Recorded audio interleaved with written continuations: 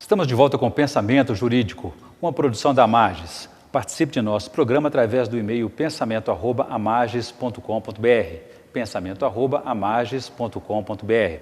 Hoje estamos discutindo sobre o acidente, a tragédia do voo 447 que matou 228 pessoas na rota Rio-Paris, sobre os direitos dos familiares e sobre a responsabilidade da empresa, a companhia aérea. Nosso entrevistado é o Procurador da República e Procurador Regional Eleitoral de Minas Gerais, José Jairo Gomes.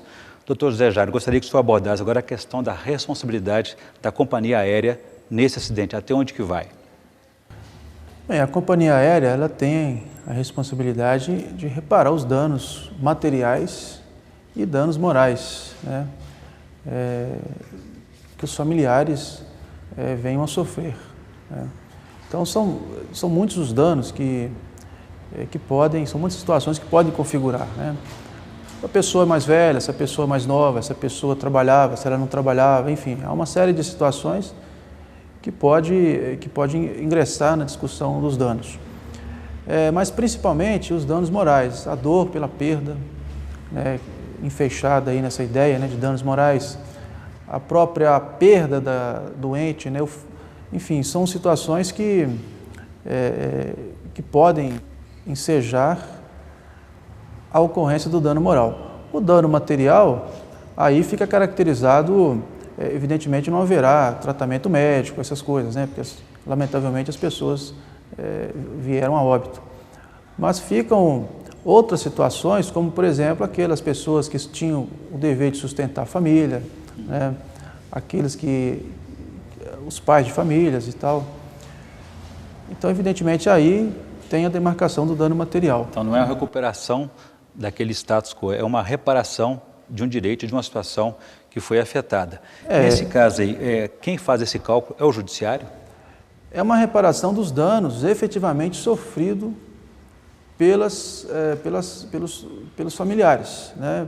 Pela esposa, pelo pai, pelo filho, pela mãe, num primeiro momento de caráter material, né? E num segundo momento pela perda mesmo, pela dor sofrida, enfim. Se bem que o critério da dor não é mais utilizado em direito, né?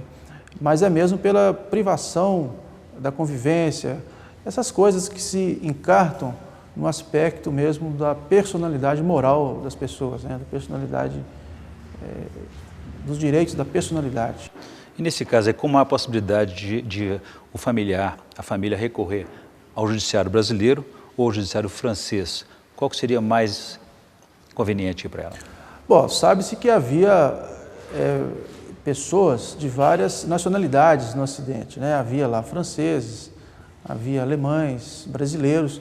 Com relação aos brasileiros, os brasileiros, há a notícia de que o Ministério da Justiça fará uma comissão, né, que ficará responsável pelo diálogo entre a companhia, as seguradoras e os parentes das vítimas. Talvez isso já facilite bastante, mas me parece que isso seria feito para as vítimas brasileiras, né?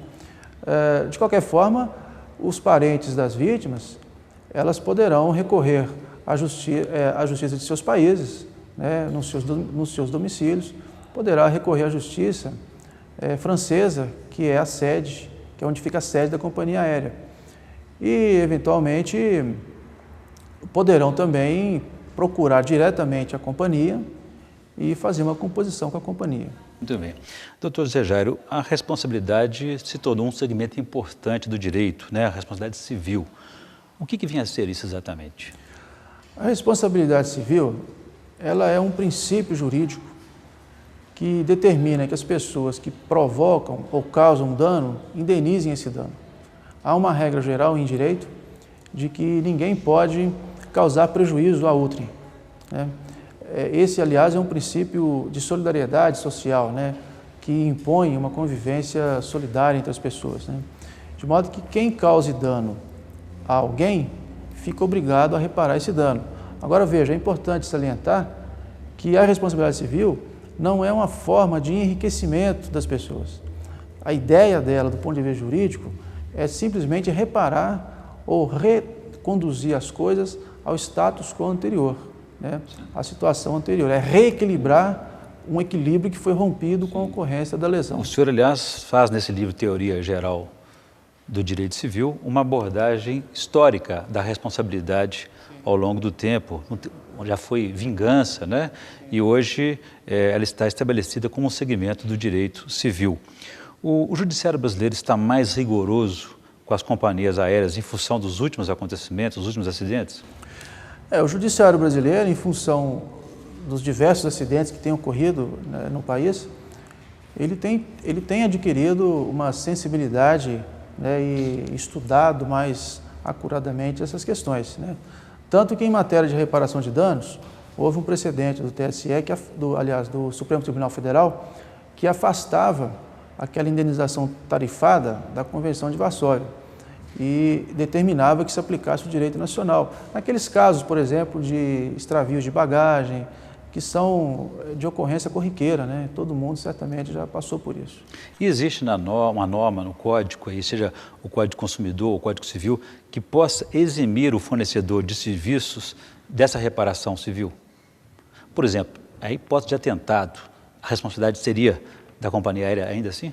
A questão que se coloca aí é que existe, em primeiro lugar, uma relação de consumo, né? E, em segundo lugar, um contrato de transporte, que dá a responsabilidade objetiva do transportador. Ou seja, quando se faz o contrato de transporte, o transportador assume a obrigação de transportar a pessoa de um local a outro incólume, sem sofrer nenhum tipo de lesão. E é sabido que é uma atividade de risco, né? E é sabido, quer dizer, há aquela ideia do risco interno, né, do risco externo, do risco interno, e essas situações se inserem no risco da atividade.